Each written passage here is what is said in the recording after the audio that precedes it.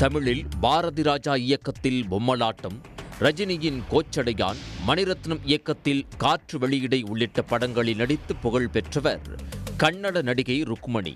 இவரது வைர மோதிரங்கள் கடந்த 11ஆம் தேதி திருடு போன நிலையில் அதை போலீசார் மீட்டுள்ளனர். நடிகையிடம் வைர நகை திருடப்பட்டது எப்படி? கன்னட திரைப்பட நடிகை ருக்மணி விஜயகுமார் பரதநாட்டிய கலைஞராகவும் புகழ் பெற்றவர்.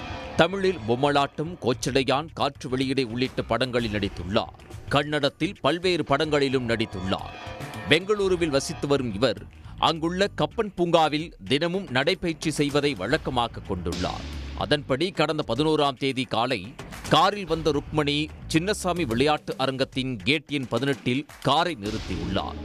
பின்னர் வைர நகைகளை விலை உயர்ந்த தனது ஹேண்ட்பேக்கில் வைத்து காரிலேயே வைத்துவிட்டு நடைபயிற்சிக்கு சென்றுள்ளார். போனில் பாட்டு கேட்டபடி சென்றவர் கார் கதவை லாக் செய்ய மறந்துள்ளார்.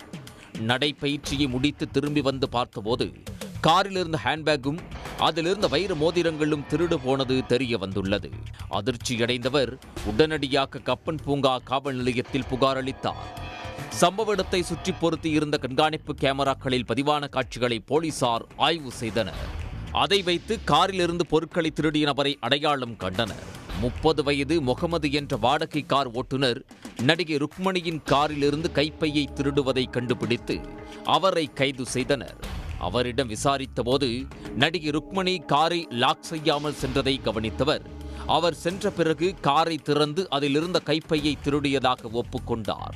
இதையடுத்து அவரிடமிருந்து நடிகைக்கு சொந்தமான 1.50 லட்சம் ரூபாய் மதிப்புள்ள ஹேண்ட்பேக், அதில் இருந்து 75,000 ரூபாய் மதிப்புள்ள பர்ஸ், 9 லட்சம் ரூபாய் விலையுள்ள ரோலெக்ஸ் கைக்கடிகாரம், 10 லட்சம் ரூபாய் மதிப்புள்ள வைர மோதிரங்கள் உட்பட மொத்தம் 23 லட்சம் ரூபாய் மதிப்புள்ள பொருட்களை போலீசார் மீட்டு நடிகையிடம் ஒப்படைத்தனர்.